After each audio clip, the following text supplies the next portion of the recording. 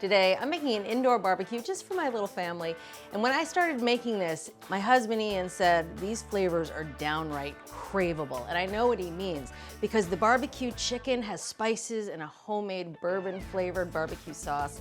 And then with it, I make this macaroni salad that has buttermilk and lots of fresh herbs, so it kind of tastes like ranch. And then the slaw, it's kind of sweet and sour with vinegar and sugar. And for dessert, I'm making banana caramel cream pies, which is Ian's favorite. But it's not an actual pie, they're free form and served in little mason jars, which is just really easy and pretty cute.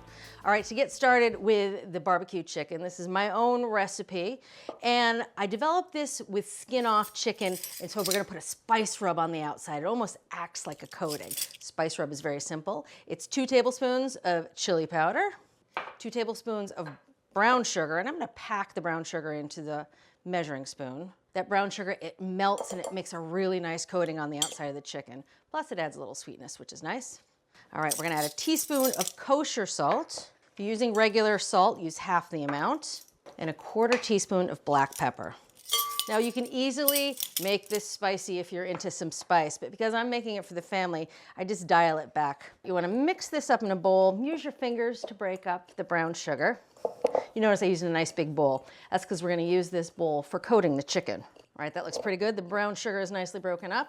Set this aside for the minute while we prep the chicken. Now here I have a whole chicken cut up, and I love cutting up chickens, but now you can buy a whole chicken already cut up. In the store down the street, there are even organic chickens, which I love. So this is how I bought it. So the first thing we're gonna do is cut these breast pieces in half because it just helps everything cook more or less at the same rate. It also makes sure that everybody gets some white meat. All right, so you notice I said cut it in half, but I'm really chinsing it more towards the thick side than the thin side. That just helps those pieces cook more evenly. Right through the bones. Let me set this chickeny board aside. Now I got chickeny hands, so I'm being mindful. I'm gonna take this skin off. And this is why I developed this recipe, because the skin, it always gets really flabby underneath that barbecue sauce, and I hate that. So using paper towels, it helps give you some grip. You just wanna pull the chicken skin off. All right, for the drumsticks, hold it down by the end and work the skin down up over the bone side. So just pull it right off. Paper towels are pretty helpful to give you some purchase on the slippery skin. Now to coat the chicken with spices, working one piece at a time, just gonna drop it in the bowl, roll it around. Nice light coating. I'm gonna lay it on this wire rack I have over here. So it's a wire rack on a rimmed baking sheet lined with foil for easy cleanup, and the rack has been sprayed with vegetable oil. That just helps prevent the sticky chicken from sticking to the rack and makes cleanup easier. Last piece here. All right, so we're gonna let this chicken sit here about 30 minutes with the salt and those spices. Let the salt pull out the moisture, help dissolve some of that sugar. Now, if you're in a hurry, you can start heating the oven right away while the chicken sits here. But if you want to do it ahead, you can cover it with plastic wrap and put it in the fridge for up to 12 hours. Love what you're watching? Take your cooking to the next level with our Essential membership. Get instant access to thousands of recipes, tips, techniques, product reviews, and step-by-step videos. Our members app allows you to search by ingredient, set dietary preferences, and save your favorite recipes. For those looking to level up, our newest feature, ATK Classes, offers more in-depth instruction led by ATK experts, so you can gain greater confidence in the kitchen. Start your free trial by visiting the App Store or going to americastestkitchen.com/YouTube today. All right, so time to make the barbecue sauce. And now, of course, you could use store-bought sauce, but making your own is really easy. Plus, then I get to put a little bourbon in the sauce, which is Ian's favorite. So, what we're gonna start with is just a few spices. We're gonna start with a teaspoon, again, of chili powder. I like mixing the spices ahead of time because they all go into the pan at the same time. Teaspoon garlic powder, and just a 1/4 teaspoon cayenne. All right, set these spices aside. Now for the liquids. The most important one in this barbecue sauce is bourbon. It's Ian's favorite. He actually has a whole nice collection of bourbons, so if he's not here and I don't get the chance to ask him which one to use, I just pick one with a pretty bottle, and I hope it's not one of his favorites, or if it is, I hope he likes to taste it in barbecue sauce. All right, so that's a 1/4 cup of bourbon. It goes into the pot on its own. And now for everything else. Ketchup is the base of most barbecue sauces.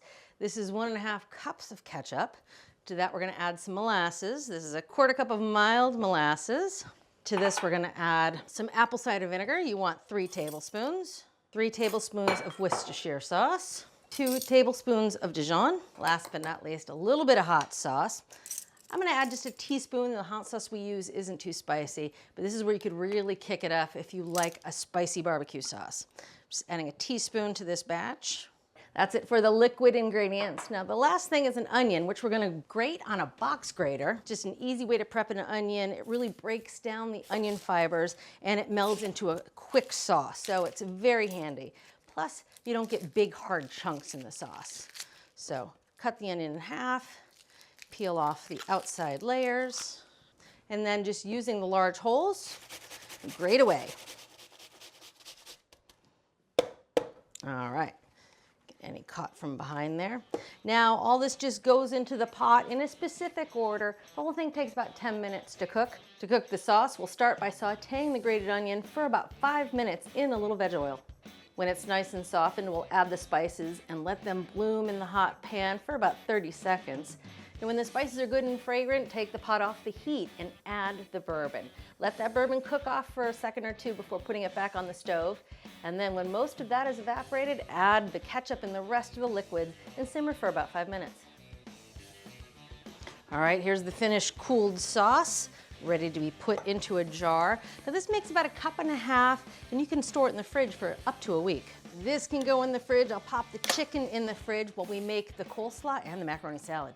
Time to make the macaroni salad and the slaw. Now, the slaw doesn't have a mayonnaise dressing. It has a vinegar sugar dressing, and it goes so well with all the flavors in this menu. So we're gonna start out with some white vinegar. This is just distilled white vinegar. I want 1 cup of that. Into a little saucepan it goes. So we're gonna heat it up and then pour it over the cabbage. To this, we're gonna add some sugar, 1/2 cup of sugar.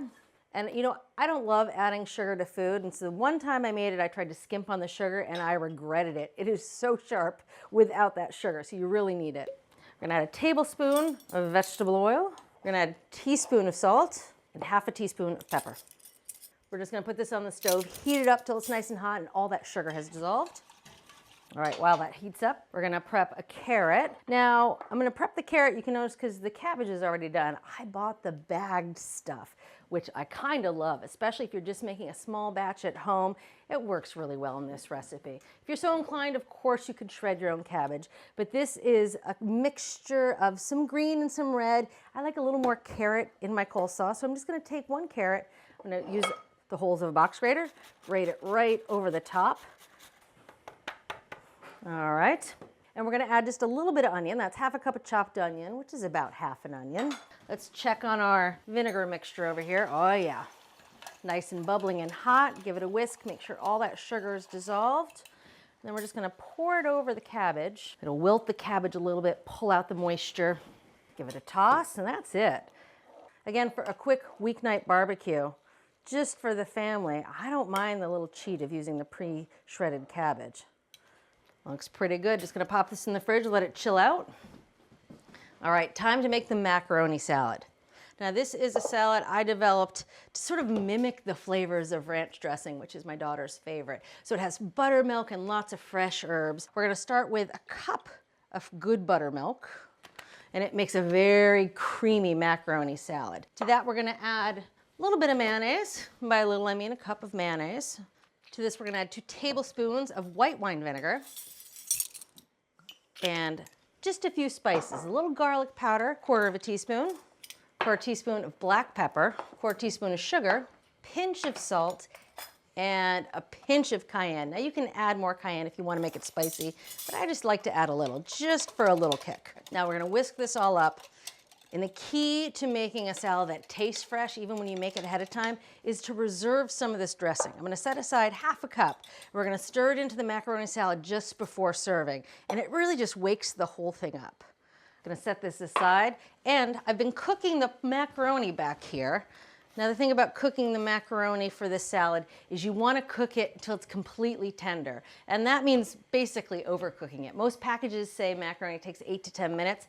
I'm cooking this for a whopping 15 minutes. And actually I got that idea from a recipe for a Hawaiian style macaroni salad It's classically served with a plate lunch, and they cook the macaroni for that salad until it's fat, till it's bloated, overcooked, but it makes the best texture once it's chilled and mixed with the dressing. So cooking this macaroni for a full 15 minutes. Now we're gonna drain it, and I'm gonna give it a rinse under cold water just to help cool it down. All right. Now I'm gonna give the macaroni a quick rinse with cold water just to help chill it down. You can see these noodles, they're nice and bloated, fat, but they have the perfect texture once you mix it with the dressing and it's chilled. Get rid of any extra water. The pasta will absorb it, so you don't have to be too crazy about it. Into a nice big bowl. All right, set this here. We're gonna add a few other ingredients, namely a whole bunch of fresh herbs, because again, this is in the style of ranch. So starting up with some cilantro, about 2 tablespoons. Just gonna use the leaves in this. Obviously, I washed these herbs already. A couple of the stems, if they get in there, that's fine. The stems have a lovely sweet flavor on cilantro. Just give them a quick chop. Right into the bowl with the macaroni, they go. Next up, some fresh dill. Same thing, about 2 tablespoons. And it's really the fresh herbs that make this macaroni salad taste so good. So don't substitute dry here, it just doesn't taste the same. And if you want to swap up the herbs for something you have, something you're growing in the garden, this recipe is pretty easy to vary to whatever you have on hand. As long as there's a lot of fresh herbs, you're good to go. Sweep this together and give it a good chop. Into the bowl it goes. All right, some scallions. About 2 scallions. I'm gonna separate the whites from the green parts. I'm gonna give the whites an extra slice down the middle just to make them a bit smaller because they have a stronger flavor than the green parts. Then just slice them nice and thin. All right, into the bowl they go. A little celery, just 1 stalk of celery. Just cutting it into nice small pieces. All right, into the bowl. Last, a little bit of red bell pepper. I'm not gonna use the whole thing because this is only ½ a pound of macaroni. If we had the whole pepper, it would be too much. So I'm gonna slice off about half of it. Save this for a salad later. We're just gonna slice this into strips and then cut it down into small pieces, about the same size as the celery. Oh, the flavor of this macaroni with the chicken and that slaw, magic, just magic. Now for all this dressing, I know it looks like a lot of dressing and we even have some reserved for serving, but it all gets absorbed. The trick is you gotta let the macaroni sit for at least a few hours, let it get a good chill on, let it soak up all that dressing. All right, this can go into the fridge and chill out for a while along with the extra ½ a cup of dressing. Then we can get started on cooking the chicken and I'll show you how to make the perfect pitcher of iced black tea. To make the best pitcher of iced black tea, start with loose tea. Now use about 1.5 tablespoons to 3 cups of boiling water and let those steep for about 4 minutes. Then add a cup of ice water and let it hang out for an hour. And that dual temperature of the hot water plus the ice water gives you a full flavored tea without too much tannin. Then strain it into a pitcher and chill it for at least an hour, but it'll hold for up to 3 days. You can serve it with your favorite flavored simple syrup or just lemon and fresh mint. Time to get this chicken into the oven, and the one trick I've learned is that the tapered breast pieces, because we cut those breast pieces in half, they cook the quickest out of all. So I'm gonna set those aside just for the first 10 minutes, let these other pieces of chicken get a jump start, and then we'll add them back to the pan. So, wanna spray them with veg oil spray, also these guys. That just helps the spices bloom in the hot oven with a little bit of fat. I'm gonna roast this in a ripping hot oven, 450 degrees, middle rack for 10 minutes. Are you ready to take your cooking to the next level? Introducing the complete America's Test Kitchen TV show cookbook. Featuring every recipe from every episode of America's Test Kitchen. That's thousands of recipes. That texture is unbelievable. Reviews, gadgets you didn't know you needed. and tips. Yes, there's some terrible choices, but there are also some amazing choices. We've spilled all of our secrets and included our insider notes alongside each recipe. Plus, there's a handy shopping guide so you know exactly what to grab when you're at the store. And of course, it makes an excellent gift. Get your copy today at americastestkitchen.com. All right, the chicken has been roasting for 10 minutes. Now time to add those thinner breast pieces and we'll roast for another 10. Time to add the sauce. You want to brush it evenly over all the chicken. Make sure every inch is covered that's exposed, and it goes back in the oven for another 10 minutes. All right, this chicken has been cooking for 30 minutes, and I started basting it with this sauce about 10 minutes ago. It smells so good. So we're gonna baste it with sauce one last time, and then we're gonna let it finish cooking in the oven, still 450 degrees. Finishes up, it takes about 10, 20 more minutes. And you know the chicken's done when it has this gorgeous burnished look on it, and the thick parts of the breasts register 160 degrees. All right, the chicken looks done, but again, there's only one way to tell, and that's to temp the breast. Again, we're looking for a temperature of 160 degrees. Perfect, right on the nose. I'm gonna take these off the wire rack and put them on a platter, and you really wanna let this chicken rest at least 10 minutes before serving. All right, the chicken is rested, the slaw and the salad have chilled. Now time to finish it all up, and we're gonna add that reserved dressing to the macaroni. You can see the macaroni really just drank up all that dressing, and adding a fresh hit right now just loosens it up. Let's put it in a smaller bowl. All right, there's the macaroni. Here's the slaw that's been sitting. You can see that vinegar pulled out some of the coloring from the carrots, and that red cabbage gave everything a little bit of a pink hue, which I love. Time to dig in. All right, first up, the chicken. I always go for a drumstick and a breast piece. The thighs are incredible, but Ian loves the thighs, so I try to save it for him. Now for a little macaroni salad. And I love it when the macaroni salad and the slaw touch on the plate, because this is creamy, this is vinegary and sweet, and together they make music. This is a sloppy slaw. There's a lot of liquid in here, so you want to use a slotted spoon or a pair of tongs to serve it. Leave a lot of that liquid behind in the serving bowl. If you want a little extra barbecue sauce on the side, you can heat it up or serve it. I brought this barbecue sauce a bit ago when I was cooking the chicken, so it's at room temperature. And the perfect glass of iced black tea. This is a feast. First up, I gotta tell you, the slaw mixed with the macaroni salad. A little bit of sweetness in the slaw with the creaminess and the fresh herbs of the macaroni. It is downright craveable. Now for a piece of chicken. Oh, nice and juicy. A little extra barbecue sauce.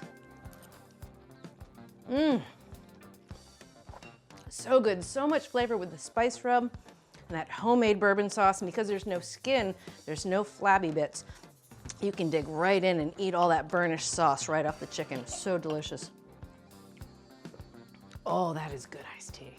It's the perfect balance. You get the flavor of the black tea, but it's not bitter or tannic at all. Oh man, this is the perfect indoor barbecue.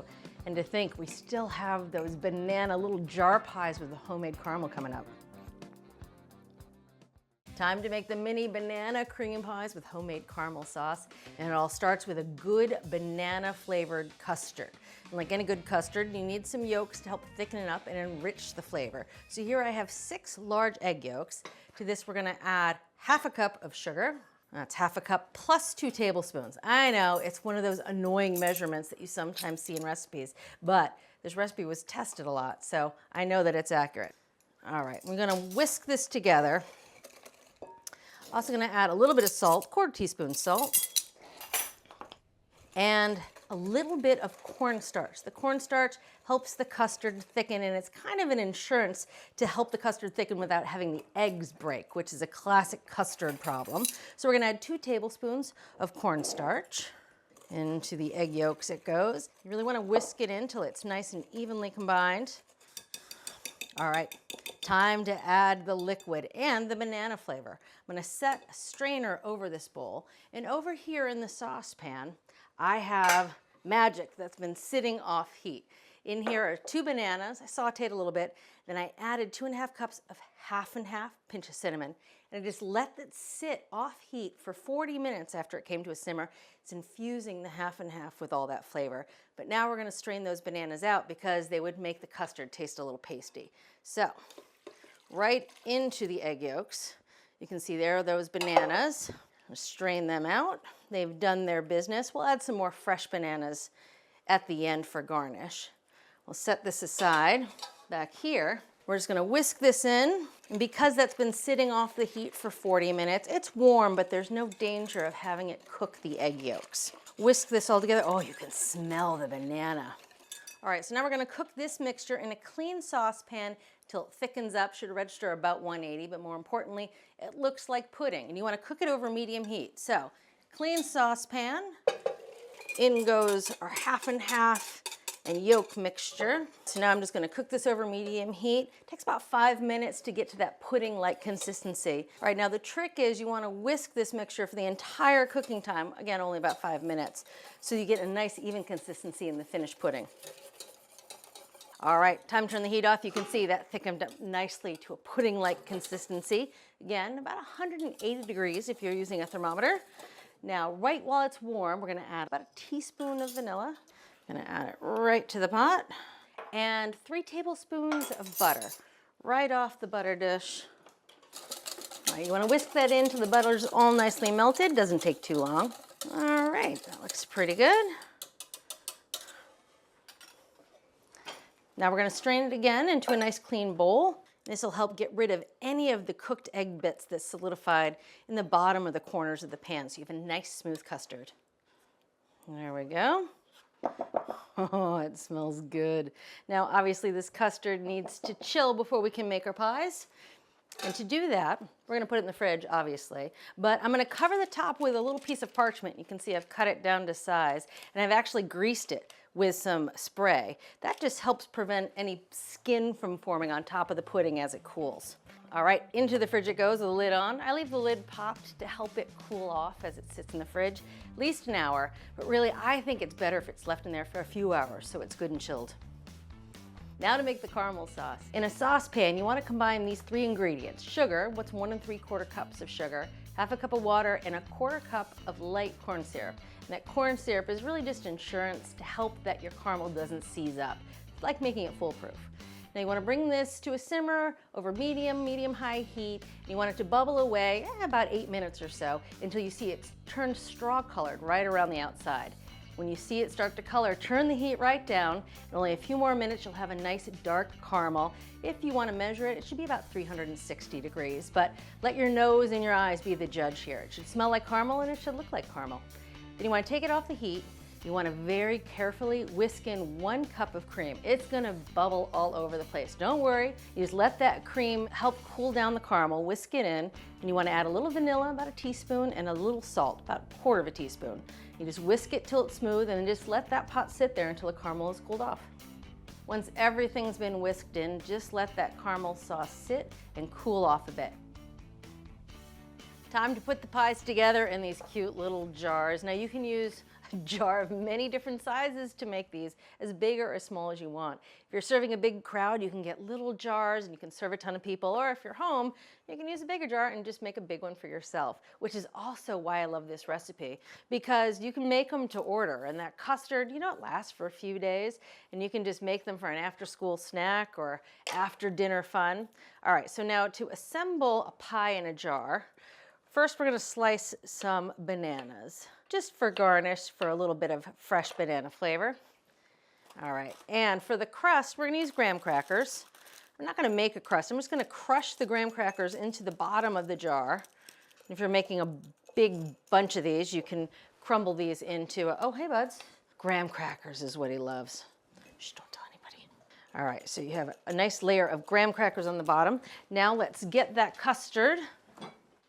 All right, let's peel back this parchment paper. Oh, it smells so good. Now we're just gonna put a little banana custard on top of the graham crackers. Maybe just a little bit more. I like how it sogs out the grahams on the bottom. Next up, the caramel sauce here. Just gonna drizzle it over the top of the pudding. And again, if this caramel sauce had been refrigerated, or if you bought store-bought caramel sauce, also tastes good here. Not quite as good as homemade, but it's a passable substitute. You just want to heat it up in the microwave, make sure it's fluid again. All right, now top it with a little whipped cream. Now I gotta say, this whipped cream, I don't put any sugar or any flavor in it because there's so much sweetness going on with the caramel sauce and the banana custard that I like the whipped cream on top to not have any sweetness in it. Do some bananas. I like leaving a little bit of crumbs to put on the top. If you want, you can drizzle more caramel all over the top, but I always make a mess and then my shirt gets a ton of it, so I tend to not put caramel on the top just for the sake of laundry. And there you have it, an easy after school, after dinner banana caramel cream pie. Oh, going right to the bottom. Oh, those crumbs on the bottom, they get a little soggy. So good. You taste the banana, that homemade caramel is so good. Then the graham crackers makes it taste like pie. I love having this banana custard just on hand so you can make these up on a whim. See you next time. If you're ready to take your cooking to the next level, head over to americastestkitchen.com and get a free trial of our ATK Essential membership. While you're there, you can sign up for our free email newsletters and download our app. So, what are you waiting for?